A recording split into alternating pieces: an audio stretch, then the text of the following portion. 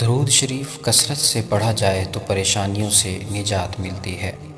حضرت ابی بن کعب رضی اللہ تعالی عنہ بیان کرتے ہیں کہ انہوں نے کہا، اے اللہ کے رسول صلی اللہ علیہ وآلہ وسلم، میں آپ پر زیادہ درود پڑھتا ہوں تو آپ صلی اللہ علیہ وسلم کا کیا خیال ہے کہ میں آپ پر کتنا درود پڑھوں؟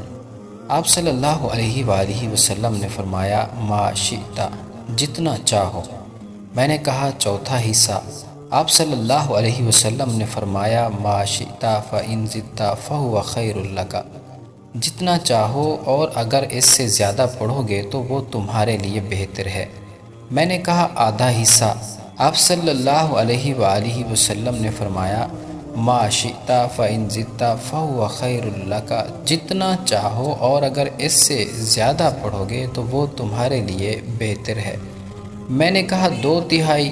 آپ صلی اللہ علیہ وآلہ وسلم نے فرمایا، ما شئت فإن زدت فهو خیر لک، جتنا چاہو اور اگر اس سے زیادہ پڑھو گے تو وہ تمہارے لیے بہتر ہے۔ میں نے کہا میں آپ پر درود ہی پڑھتا رہوں۔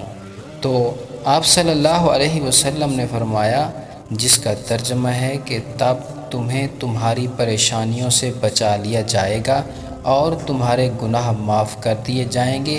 ایک روایت میں ہے کہ تب تمہیں اللہ تعالیٰ دنیا و آخرت کی پریشانیوں سے بچا لے گا۔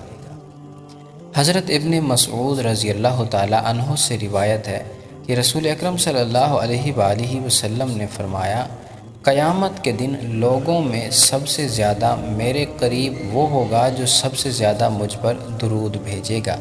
حضرت علی المرتضیٰ رضی اللہ تعالیٰ عنہ فرماتے ہیں، اللہ تعالیٰ نے جنت میں ایک درخت پیدا کیا جس کا پھل سیب سے قدرے بڑا، انار سے قدرے چھوٹا، مکھن سے زیادہ نرم، شہد سے عمدہ شیریں، مشک سے زیادہ خوشبو رکھنے والا، شاخیں مروارید کی، تنا سونے کا، پتے زبرجد کے، اور یہ نبی کریم صلی اللہ علیہ وآلہ وسلم پر صلاۃ و سلام پڑھنے والوں کے لیے مختص ہوگا۔ ان کے علاوہ کوئی اور اسے دیکھ نہ پائے گا۔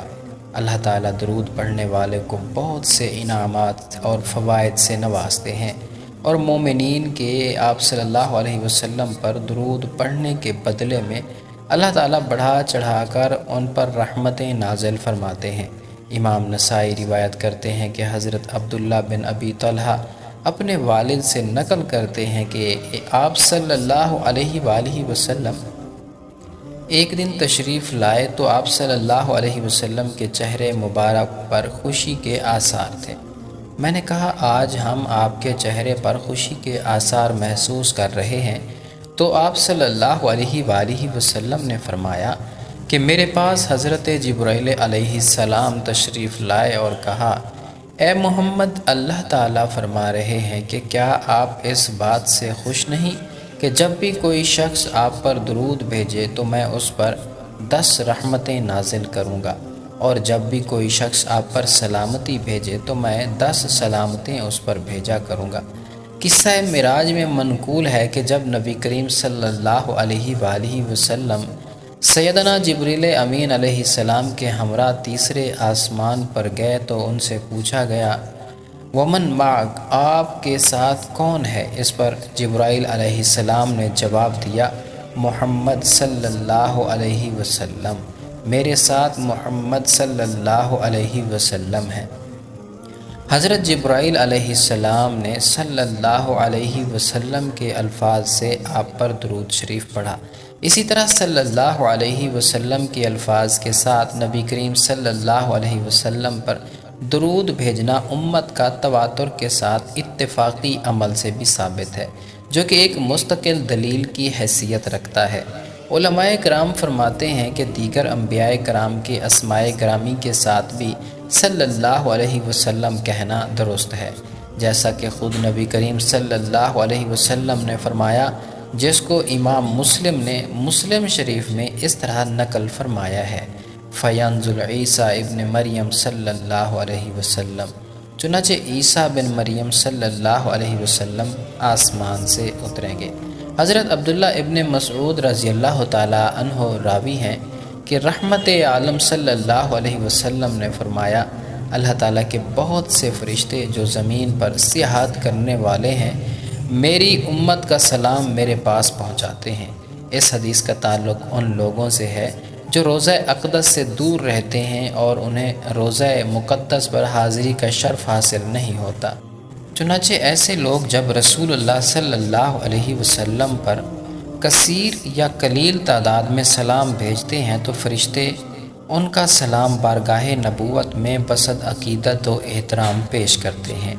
البتہ وہ حضرات جنہیں اللہ نے اپنے محبوب کے روضہ اقدس پر حاضری کی سعادت سے نواز رکھا ہے، جب وہ بارگاہ نبوت میں سلام پیش کرتے ہیں تو رسول اللہ صلی اللہ علیہ وسلم تک پہنچانے کے لیے فرشتوں کی ضرورت نہیں ہوتی، کیونکہ روضہ اقدس پر حاضر ہونے والوں کے سلام حضور صلی اللہ علیہ وسلم خود سنتے ہیں۔ اس حدیث سے چند باتوں پر روشنی پڑتی ہے۔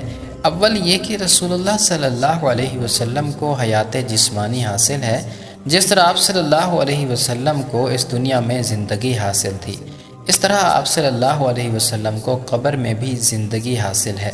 دوم یہ کہ رسول اللہ صلی اللہ علیہ وسلم کی امت کے لوگ جب آپ صلی اللہ علیہ وسلم پر سلام بھیجتے ہیں تو آپ صلی اللہ علیہ وسلم خوش ہوتے ہیں، اور سلام بھیجنے والے کے حق میں انتہائی سعادت و خوش بختی کی بات ہے۔ سوم یہ کہ جب فرشتے کسی امتی کا سلام بارگاہ نبوت میں پیش کرتے ہیں تو اس کا مطلب یہ ہوتا ہے کہ سلام قبولیت کے درجے کو پہنچ گیا ہے۔ اور اگلی حدیث سے معلوم ہوتا ہے کہ آپ صلی اللہ علیہ وسلم سلام بھیجنے والے کے سلام کا جواب بھی دیتے ہیں۔ نیز ایک روایت میں مذکور ہے کہ جب فرشتے سلام لے کر بارگاہ نبوت میں حاضر ہوتے ہیں تو سلام بھیجنے والے کا نام بھی لیتے ہیں۔ ترمذی شریف میں حضرت علی المرتضیٰ رضی اللہ تعالیٰ عنہ سے روایت ہے کہ رسول اللہ صلی اللہ علیہ وسلم نے فرمایا، بڑا کنجوس وہ شخص ہے جس کے سامنے میرا ذکر ہو اور وہ مجھ پر درود شریف نہ بھیجے۔ ترمذی شریف میں ہی حضرت عمر فاروق رضی اللہ تعالیٰ عنہ سے مروی ہے کہ آپ نے فرمایا، دعا آسمان اور زمین کے درمیان ٹھہری رہتی ہے، اس سے کچھ اوپر آسمان کی طرف نہیں چڑھتی جب تک تم اپنے نبی صلی اللہ علیہ وسلم پر درود شریف نہ بھیجو۔ تاجدار عرب و عجم حضرت محمد مصطفیٰ صلی اللہ علیہ وسلم نے فرمایا کہ اگر کسی شخص نے کتاب میں میرا نام لکھتے وقت مجھ پر درود شریف لکھا تو جب تک میرا نام اس کتاب میں رہے گا اس وقت تک فرشتے اس شخص کے لیے دعا کرتے رہیں گے۔ اللہ تعالیٰ سے دعا ہے کہ اللہ تعالیٰ ہمیں اس پر عمل کرنے کی توفیق عطا فرمائے۔ آمین ثم آمین۔